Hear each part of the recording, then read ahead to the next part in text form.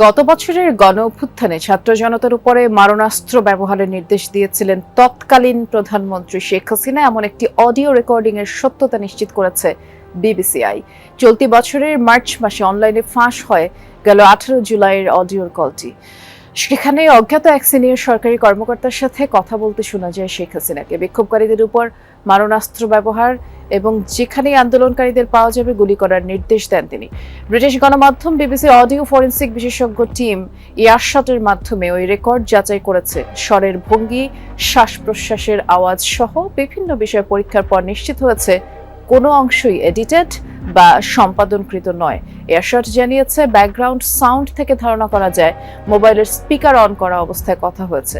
মানবতাবিরোধী অপরাধ ট্রাইব্যুনালে শেখ হাসিনার বিরুদ্ধে এই অডিও রেকর্ডটি গুরুত্বপূর্ণ প্রমাণ হিসেবে উপস্থাপনের পরিকল্পনা করছে প্রসিকিউশন।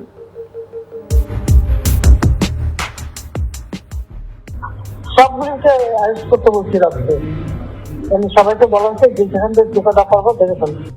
লাভা নির্দেশনা দেওয়া আছে, ওপেন নির্দেশনা দিয়ে দিচ্ছে। এখন লেখা লিখবেন ব্যবহার করবে, যেখানে পাবে সেটা গুলি করবে।